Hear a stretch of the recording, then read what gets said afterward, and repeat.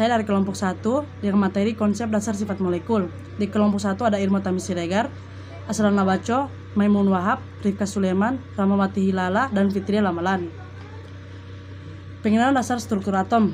Pengertian struktur atom yaitu merupakan unit dasar materi yang terdiri dari inti atom dan awan elektron yang memiliki muatan negatif di sekelilingnya. Inti atom terdiri dari proton yang memiliki muatan positif dan neutron yang memiliki muatan netral. Elektron ditemukan oleh J.J. Thomson melalui percobaan sinar katode. Dari percobaannya diperoleh bahwa elektron tidak memiliki massa dan bermuatan elektron -1. Proton ditemukan oleh Eugene Goldstein melalui percobaan yang menghasilkan sinar anode. Dari percobaannya diperoleh bahwa proton memiliki massa 1 SMA atau 1 massa atom dan memiliki muatan +1. Inti atom ditemukan oleh Ernest Rutherford melalui percobaan penghamburan sinar alfa. Dari percobaannya diperoleh bahwa inti atom bermuatan positif yang dikelilingi oleh elektron yang bermuatan negatif. Neutron ditemukan oleh James Chadwick melalui percobaan penembakan partikel alfa pada inti atom dan dihasilkan radiasi partikel berdaya tembus tinggi yang bersifat netral namun memiliki massa hampir sama dengan proton. Massa atom adalah partikel penyusun zat yang memiliki ukuran sangat kecil sehingga massa satu atom terlalu kecil apabila digunakan dalam perhitungan. Massa atom relatif atau AR adalah massa rata-rata dari isotop-isotop unsur tertentu dalam satuan massa atom atau SMA sesuai kelimpahannya di alam. Isotop adalah kelompok unsur yang memiliki nomor massa berbeda. Isobar adalah kelompok unsur yang memiliki nomor massa sama namun nomor atom berbeda. Isoton adalah kelompok unsur yang memiliki jumlah neutron sama. Bentuk-bentuk molekul dan ion. Dua pasangan elektron di sekelilingi atom pusat. Kasus yang paling sederhana adalah berilium klorida atau BCl2. Perbedaan elektronegativitas antara berilium dan klor tidak cukup untuk menghasilkan pembentukan ion. Berilium memiliki 2 elektron terluar karena terletak pada golongan 2. Berilium berbentuk ikatan kepada 2 klor. Tiap atom klor menambah elektron yang lain ke tingkat terluar dari berilium. Tidak terdapat muatan ionik yang perlu ditakutkan, karena itu terdapat 4 elektron yang bersama-sama atau 2 pasang. 3 pasangan elektron di sekeliling atom pusat. Kasus yang paling sederhana adalah BF3 atau BCl3. Boron terletak pada golongan 3, karena itu dimulai dengan 3 elektron. Tidak terdapat muatan karena itu totalnya 6 elektron atau 3 pasang. Karena boron membentuk 3 ikatan, maka tidak terdapat pasangan elektron mandiri. 3 pasang ikatan tertata dengan sendirinya sejauh mungkin. Semuanya terletak dalam satu bidang yang memiliki sudut 120 derajat satu sama lain. Susunan seperti ini disebut trigonal planar dan akan dilanjutkan oleh teman saya. Assalamualaikum warahmatullahi wabarakatuh. Perkenalkan, nama saya Asran S. Labaco, kelas pendidikan kimia semester 5.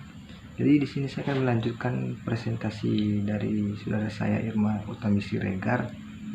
Jadi poin yang saya jelaskan yaitu 4 pasangan elektron dikelilingi atom pusat. Jadi contoh yang paling sederhana kita ambil adalah metana atau CH4.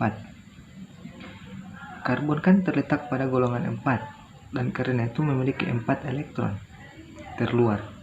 Karbon membentuk 4 ikatan dengan hidrogen. Penambahan 4 elektron yang lain menjadi seluruhnya itu 8 dalam 4 pasang. Karena membentuk 4 ikatan, semuanya harus menjadi pasangan ikatan. 4 pasangan elektron tertata dengan sentinya pada jarak yang disebut susunan tetrahedral. Tetrahedral itu bisa disebut piramida dengan dasar segitiga. Poin selanjutnya yaitu 5 pasangan elektron dikelilingi atom pusat. Jadi contoh yang sederhana adalah fosfor. Fosfor terletak pada golongan 5, memberikan kontribusi 5 elektron, dan 5 fluor memberikan 5 lagi, memberikan 10 elektron dengan 5 pasangan dikelilingi atom pusat. Karena fosfor membentuk 5 ikatan, tidak dapat membentuk pasangan mandiri. Ya, teman-teman bisa melihat contohnya di slide. 5 pasangan elektron disusun dengan menggambarkan bentuk trigonal bipiramid. 3 fluor terletak pada bidang 120 derajat satu sama lain, dan 2 yang lainnya terletak pada sudut sebelah kanan bidang. Trigonal bipiramid memiliki dua sudut yang berbeda, yaitu 120 derajat dan 90 derajat. Poin selanjutnya yaitu C, ikatan kovalen atau ikatan tunggal. Pentingnya struktur gas mulia. Yang pertama itu yaitu hidrogen. Teman-teman bisa melihat contohnya di slide. Atom hidrogen hanya membutuhkan 2 elektron pada level terluarnya untuk mencapai struktur gas mulia helium. Sekali lagi, ikatan kovalen mengikat 2 atom secara bersamaan karena pasangan elektron ditarik menuju kedua inti. Kedua yaitu hidrogen klorida. Hidrogen memiliki struktur helium dan klor memiliki struktur argon.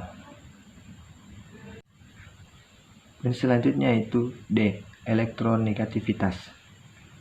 Elektronegativitas adalah ukuran dari kecenderungan sebuah atom untuk menarik elektron. Di contoh yang paling jelas adalah ikatan di antara dua buah karbon. Kedua atom akan menarik elektron dengan kekuatan yang sama. Ini berarti bahwa jika rata-rata pasangan elektron ikatan akan ditemukan pada pertengahan dari dua nuklei, seperti gambar berikut. Jadi teman-teman bisa melihat contohnya itu ada pada slide. Poin selanjutnya yaitu ikatan karbon dan fluorin. Fluorin jauh lebih elektronegatif daripada karbon. Nilai aslinya dalam skala Pauling adalah karbon 2,5 sedangkan fluorin yaitu 4,0. Ini berarti bahwa fluorin menarik elektron lebih kuat daripada karbon. Ikatan pada rata-rata akan berbentuk seperti gambar di bawah ini. Jadi teman-teman bisa memperhatikan gambar pada slide. Jadi elektron lebih condong kepada fluorin karena fluorin jauh lebih elektronegatif daripada karbon. Baik, saya akan menjelaskan materi saya yang pertama yaitu mengapa fluorin lebih elektronegatif dari karbon. Contoh gambar garis dan titik dari ikatan CF sangat tepat untuk menjelaskan hal ini. Pasangan elektron ikatan dilindungi dari gaya dari kedua nukleus oleh elektron 1s.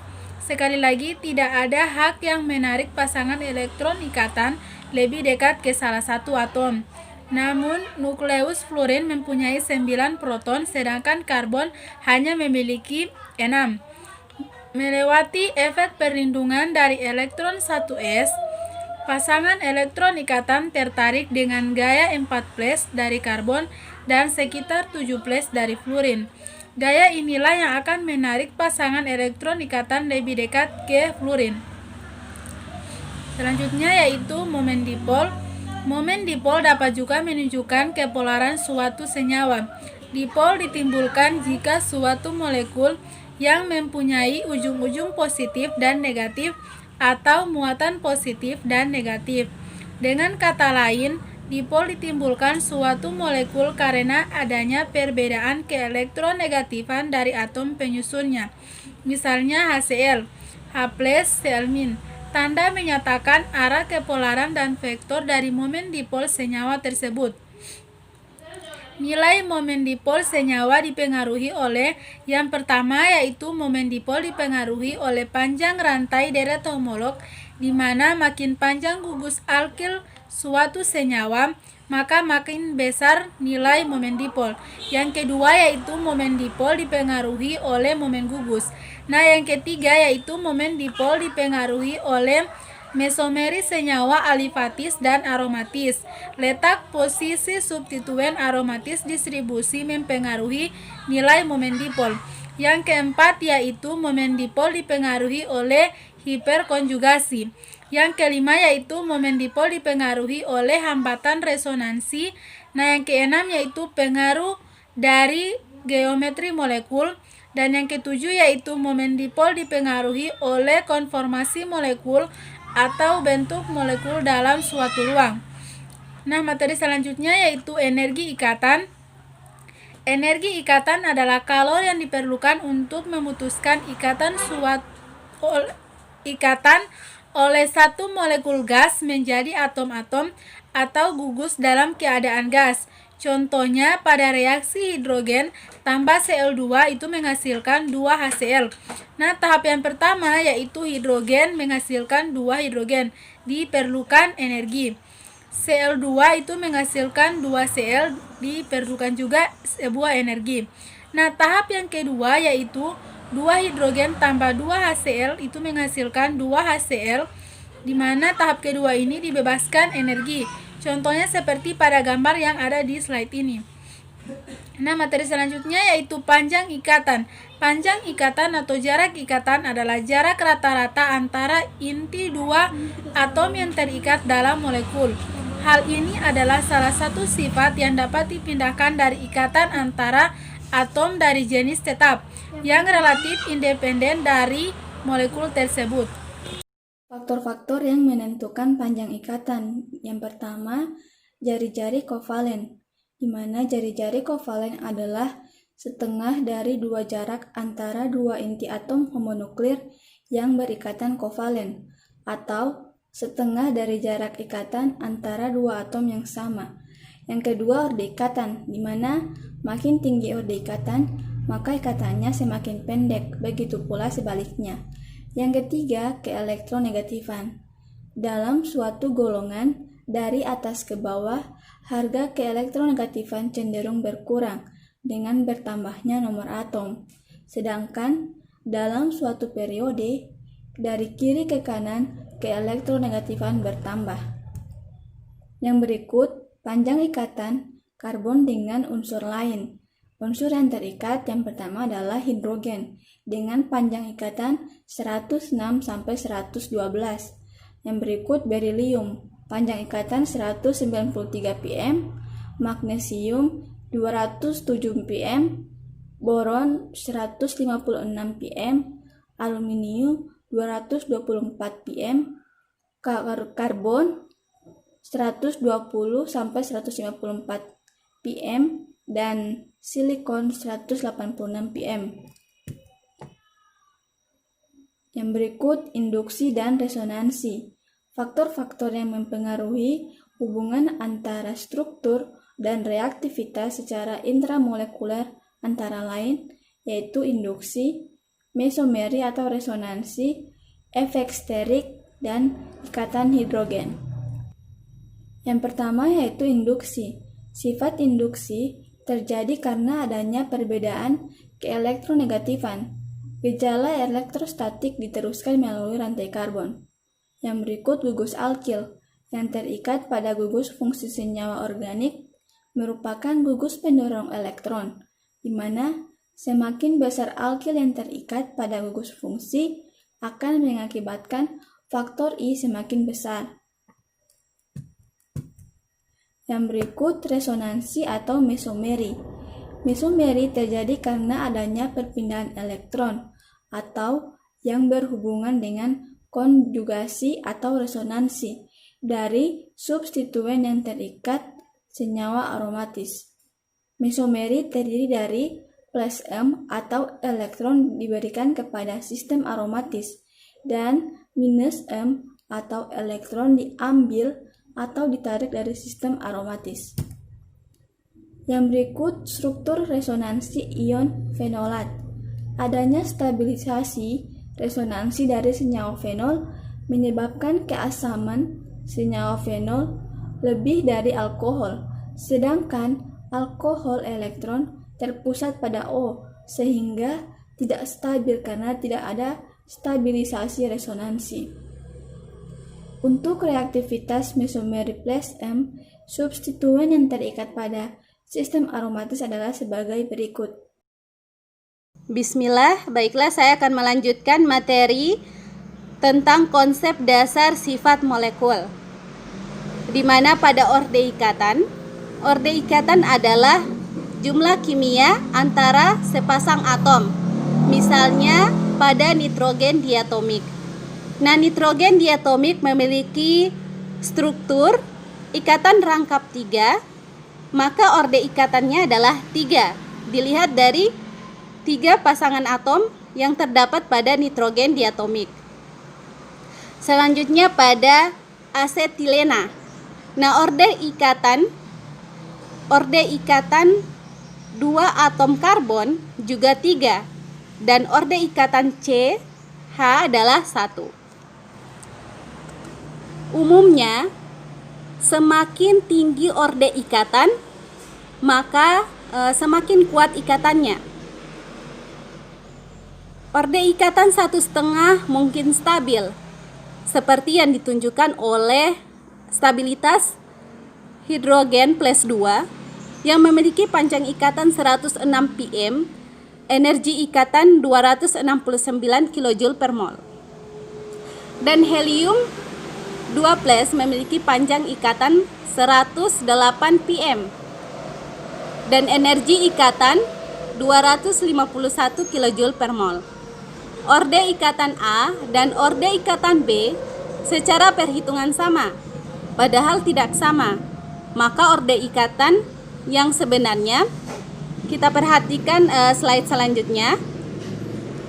Di sini kita lihat orde ikatan A dan orde ikatan B menghasilkan 1,76 Armstrong, tetapi memiliki karakter ikatan yang berbeda, di mana orde ikatan A memiliki karakter ikatan 17% dan 83%, sedangkan untuk orde ikatan B mempunyai karakter ikatan rangkap 76% dan ikatan itu untuk ikatan rangkapnya, dan untuk ikatan tunggalnya memiliki karakter 24%.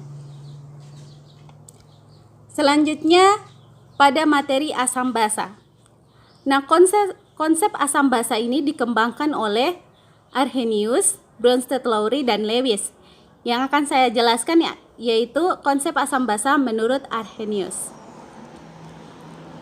Konsep asam basa menurut Arrhenius, asam merupakan zat dalam air yang melepaskan ion H+, sedangkan basa yang melepaskan ion OH-. Asam Arrhenius dirumuskan sebagai HXZ yang dalam air terion, sedangkan basa MOHX dalam air terion. Sebagai berikut dapat kita lihat untuk persamaan reaksinya, di mana untuk asam HXZ menghasilkan XH+ tambah ZX-. Nah, untuk basa MOHX menghasilkan MX+ tambah XOH-. Nah, contohnya pada asam klorida. Untuk asam Arrhenius dapat kita lihat pada asam klorida, di mana asam klorida menghasilkan H+ tambah Cl-. Nah, termasuk asam Arrhenius karena menghasilkan ion H+ dalam larutan. Nah, untuk contoh dari basa Arrhenius dapat kita lihat pada natrium hidroksida. Nah, natrium hidroksida ini menghasilkan Na+ tambah OH-. Asam klorida HCl dalam air akan memberikan proton kepada air karena H2O merupakan basa yang lebih kuat daripada Cl-, sedangkan HCl merupakan asam yang lebih kuat daripada H3O+. Asam lemah atau basa lemah hanya sebagian terionisasi dalam air. Asam karbonat H2CO3 merupakan asam anorganik lemah yang khas. Reaksi kesetimbangan letaknya jauh ke kiri karena H3O+ merupakan asam yang lebih kuat daripada asam karbonat, sedangkan ion karbonat lebih bersifat basa karena H2O. Lewis. Konsep asam basa menurut Lewis. Asam merupakan zat yang dapat menerima sepasang elektron atau akseptor elektron, sedangkan basa merupakan zat yang dapat memberi sepasang elektron atau donor proton. Dalam reaksi organik, pemakaian asam Lewis dan basa Lewis sangat banyak digunakan. Asam Lewis merupakan suatu elektrofil, sedangkan basa Lewis merupakan suatu nukleofil. Elektrofil dilambangkan dengan E+ atau suka elektron. Jadi, elektrofil merupakan suatu asam Lewis dan merupakan suatu spesies yang tertarik ke suatu pusat negatif. Nukleofil merupakan basa Lewis dilambangkan dengan Nu- yang merupakan spesies yang tertarik pada muatan positif.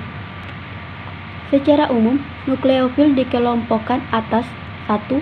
Molekul yang mempunyai pasangan elektron bebas, misalnya amina, alkohol, eter, merkaptan, dan sebagainya. Nomor 2. Molekul yang bersifat sebagai ion negatif, misalnya ion OH-, OR-, X-, dan R-, atau pada umumnya atom karbon yang terikat pada logam. Yang ketiga, dalam reaksi organik, hasil reaksi atau produk reaksi merupakan penggabungan nukleofil dan elektrofil. Dalam reaksi organik, yang menyerang elektrofil adalah nukleofil, bukan elektrofil yang menyerang nukleofil. Bisa dilihat pada gambar tersebut. Terima kasih.